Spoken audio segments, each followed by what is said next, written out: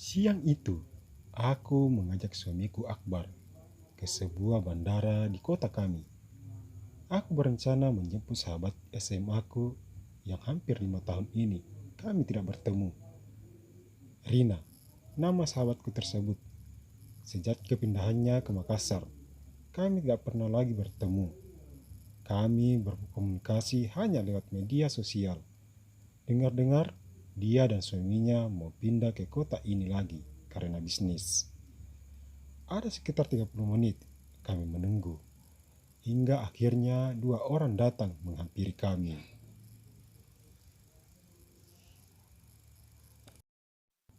Ana, Rina langsung memelukku dan kusambut dengan hal yang sama.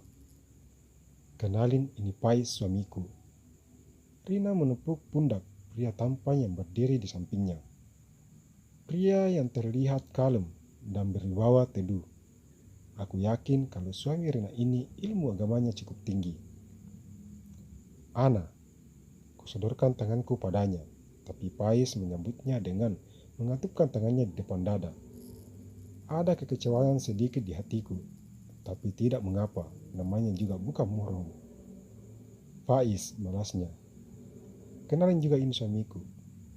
Rani langsung menyorotkan tangannya ke arah Akbar. Rani, Akbar, ucap mereka saling menyalami.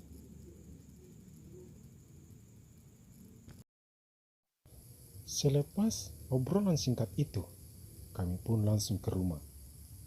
Kami sudah mempersiapkan beberapa menu makanan spesial untuk menyambut kedatangan mereka. Kami menikmati makan siang dengan candaan dari kami berdua, sedangkan suami-suami kami hanya diam mendengarkan sambil sesekali tersenyum. Anak, anak kamu di mana? Tanya Rani, lalu meminum air dalam gelas. Mereka lah di rumah Oma. Anak kalian sendiri di mana? Tanyaku balik. Sama, anak kami juga tinggal di rumah omanya. Setelah semua urusan kami selesai di sini, baru kami mengajak mereka kemari, sekalian pindah sekolah.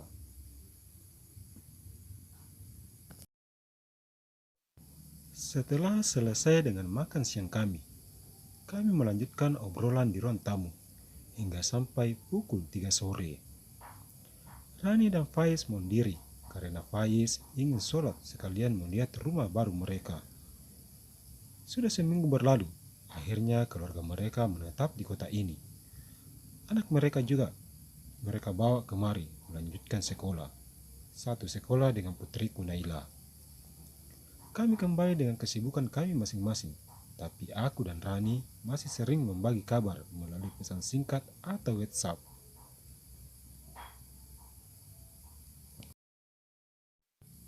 Ana, suamimu pekerja keras banget ya. Selain itu, dia juga sangat tampan dengan tubuh kekarnya. Jadi dambaan bagi perempuan zaman sekarang. Pesan singkat yang kuterima dari Rani saat aku lagi bersantai di taman belakang rumah. Awas saja kalau kamu sampai merayunya seperti kamu merayu Bayu kekasihku dulu, hingga kami sampai putus karenamu. Malasku sedikit jengkel pada sahabatku itu. Kalau iya, kenapa tidak? Aku yakin, jika aku melakukan itu, pasti suamimu juga akan tertarik padaku, mengingat aku ini masih sangat cantik dan bodiku masih padat dan berisi. Hehehehe. Jangan harap Mas Akbar akan tertarik padamu, mengingat dia sudah berada dalam genggamanku. Jangan percaya diri sekali. Setiap lelaki itu pasti ingin lebih dari apa yang mereka punya saat ini. Kecuali Mas Pais, suamiku, dia tidak bakalan macam-macam denganku. Sudahlah, kamu itu tidak pernah berubah. Masih saja sering mengganggu hubungan orang. Hahaha, kan cuma bercanda. Balas Rani, tapi aku sudah tidak membalasnya lagi. Meladeni Rani akan membuat sakit hati bila kita belum terlalu mengenalnya. Tapi bagiku, aku sudah terbiasa dengan semua itu.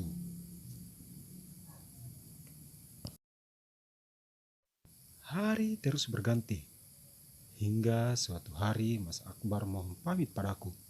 Katanya ada bisnis di luar kota yang harus dia tangani. Aku mengiyakan saja karena Mas Akbar memang sering bepergian ke luar kota untuk mengurus bisnis. Mas, hati-hati dan jangan lupa beri kabar saat tiba di sana. Kuperbaiki dasi serta kemeja Mas Akbar. Tentu sayang, kalau begitu Mas berangkat dulu. Nela sayang, kamu mau oleh-oleh apa dari ayah saat ayah pulang nanti? Tanya Mas Akbar pada putri kami yang saat itu berdiri di sampingku. Terserah ayah saja. Semua hadiah dari ayah pasti Naila suka. Baiklah kalau begitu. Ayah berangkat dulu. Mas Akbar mencium pipi Naila, kemudian mencium keningku. Setelah kepergian Mas Akbar, diantar supir kami.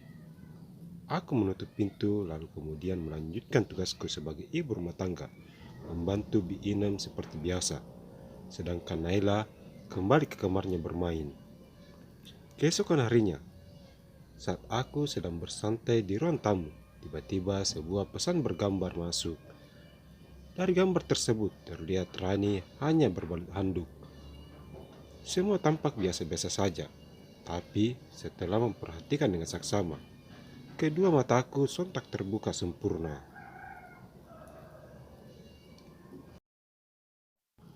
Mas Akbar ada di sana, satu kamar dengan Rani. Mas Akbar duduk di depan meja rias, membelakangi Rani saat itu. Segera aku balas pesan singkat Rani. Rani, apa yang kalian lakukan? Ada sepersekian detik, aku menunggu balasan dari Rani, hingga kembali sebuah pesan singkat masuk. Aku hanya meminjam bantuan Mas Akbar, dan Mas Akbar dengan sukarela membantuku. Mas Akbar benar-benar luar biasa. Kamu tenang saja, dia akan kembali dengan sempurna, tanpa ada cacat sedikit pun. Balas Rani, dibubuhi dengan emotikon tersenyum.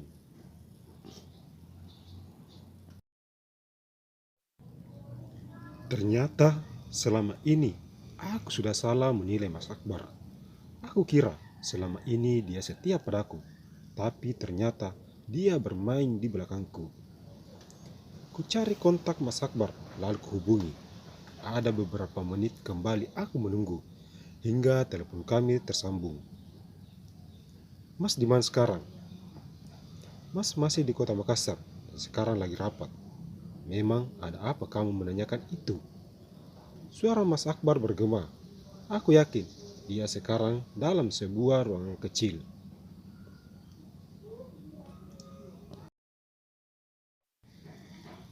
Kapan Mas pulang? Tanyaku lagi. Mungkin besok, kalau bukan lusa. Mas jadi tidak kita ke mall. Terdengar suara Rani dari dalam sana. Siapa Mas? Sepertinya suara itu tidak asing lagi bagiku. Suara kolega Mas. Mas sudah dulu ya. Rapatnya akan segera dimulai. Tanpa menunggu jawabanku, Mas Akbar langsung memutuskan sambungan teleponnya. Esok harinya, aku mengantar Naila ke sekolah.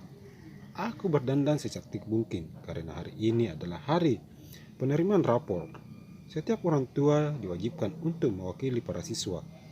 Kulajukan kendaraanku menuju ke sekolah Naila yang jaraknya tidak terlalu jauh dari rumah kami.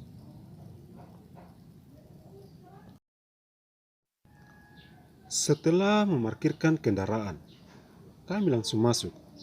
Sudah banyak orang tua siswa yang berkumpul di sana, bahkan sudah ada yang pulang. Tidak menunggu lama, akhirnya nama Naila pun dipanggil.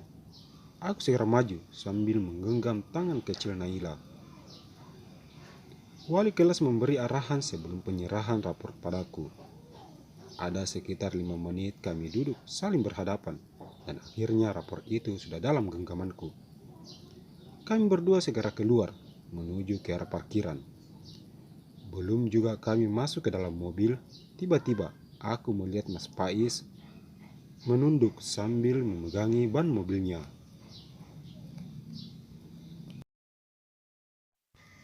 Aku dan Naila datang mendekatinya. Mas, kenapa dengan mobilnya? Ana, tiba-tiba banyak kempes. Balasnya berdiri, sambil menepuk kedua telapak tangannya untuk menghilangkan debu. Terus, Didi di mana? Tanyaku lagi. Dia tadi jemput opanya karena menangis, mau cepat-cepat pulang. Oh, bagaimana kalau Ana antar Mas pulang? Nanti Ana telepon tukang servis untuk datang membetulkan mobil Mas. Apa tidak merepotkanmu? Balas Mas Pai sedikit enggan.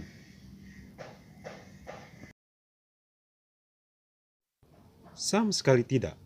Malahan kami senang dapat supir gratis, ucapku sambil tersenyum. Tidak berselang lama kemudian, kami pun segera meninggalkan halaman sekolah menuju ke arah rumah. Raninya kemana? Tanyaku pura-pura tidak tahu. Rani lagi keluar kota.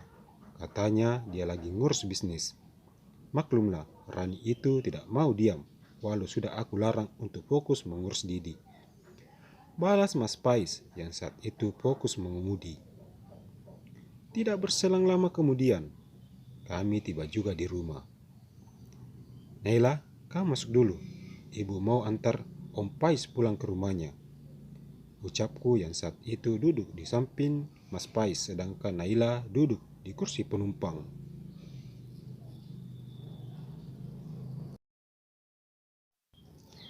Baik, Bu. Naila membuka pintu mobil, lalu berlari kecil masuk ke dalam rumah.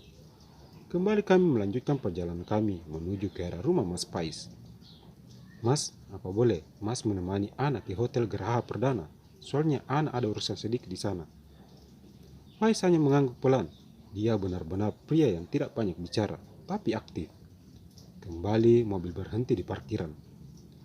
Mas, ayo turun. Tapi anak, apa kata orang-orang nanti jika melihat kita masuk ke dalam hotel? Terlihat wajah Mas Pais gugup. Tidak apa-apa, lagian aku juga sudah minta izin pada Rani. Ucapku berbohong. Dengan penuh drama, akhirnya Mas Pais ikut juga denganku. Kami berdua melangkah masuk ke dalam hotel, layaknya sepasang suami istri yang lagi menginap di hotel tersebut. Saat itu, aku memakai jeans kupadukan dengan kaos bermerek, sedangkan Mas Pais memakai sarweni yang biasa digunakan para bangsawan India. Ku genggam tangan Mas Pais yang kekar, perawakannya yang tinggi besar mirip orang Arab, membuatku percaya diri melangkah bersamanya. Dalam hati, aku merasa iri dengan Rani, memiliki seorang suami yang alim, gagah dan juga kaya seperti Mas Pais. Kami menuju ke arah meja resepsionis untuk mengambil kunci kamar yang sebelumnya sudah aku pesan lewat online. Kembali kami melanjutkan perjalanan kami menuju ke arah kamar yang letaknya di atas lantai puncak hotel mewah tersebut. Ayo masuk Mas, ajakku saat sudah membuka pintu. Ana masuk saja, biar aku tunggu di sini. Balasnya sambil duduk di kursi yang ada di depan kamar hotel. Tapi ini sedikit lama Mas, soalnya ada yang ingin Ana benahi dulu di dalam. Mas Akbar ingin supaya kamar untuk bosnya dari luar kota terlihat rapi dan steril. Balasku terus membujuk Mas Pais. Mau tidak mau, Mas Pais kembali pasrah dan ikut masuk. Tapi pintunya dibiarkan saya terbuka. Cegahnya saat aku ingin menutup pintu. Baiklah, kami berdua segera masuk. Mas Pais duduk di sofa sambil memperhatikanku dan pura-pura merapikan tempat tidur, gorden, serta menata benda-benda yang ada dalam kamar itu.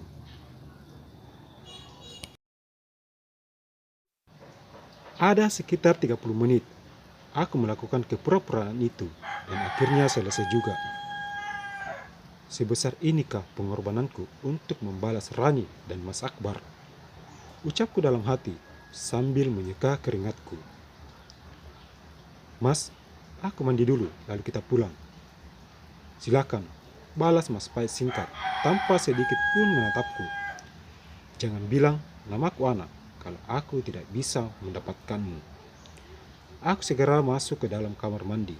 Kuguyur tubuhku sambil berpikir panjang bagaimana caranya bisa menaklukkan Mas Pais yang pendiam dan dingin itu. Setelah merasa cukup, aku segera keluar dari dalam kamar mandi dengan hanya berbalut handuk setinggi dada sebatas lutut.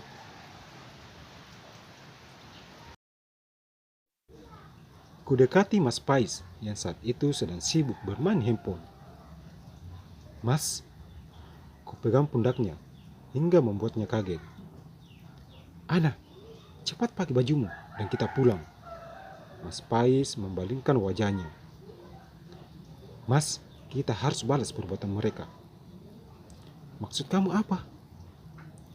Mas Akbar dan Rani sudah berbuat curang pada kita.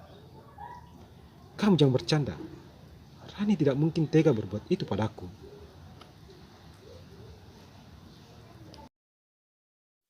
Baik, kalau Mas Pais tidak percaya, tapi aku ada bukti. Aku beranjak mengambil handphoneku, lalu kembali ke tempatku semula. Coba lihat ini. Kuarahkan layar handphoneku pada Mas Pais. Kedua matanya seketika terbuka sempurna. Sepertinya dia terlihat sangat kecewa melihat gambar Rani.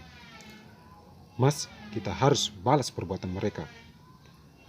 Kulihat wajah Mas Pais merah, lalu memelukku.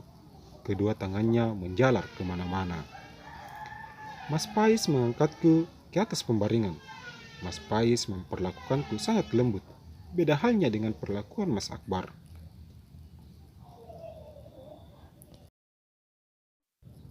Bagaimana perasaan Mas? Ucapku menyandarkan kepalaku di dada bidangnya. Mas Pais tidak menjawab. Dia hanya membelai rambutku dengan tatapan ke atas langit-langit ruangan. Hampir 2 jam kami di hotel hingga kami pulang. Kuantar Mas Pais yang sudah tidak sekaku dulu. Kini dia sering tersenyum dan sesekali merangkulku dan mendekapkan ke dalam pelukannya.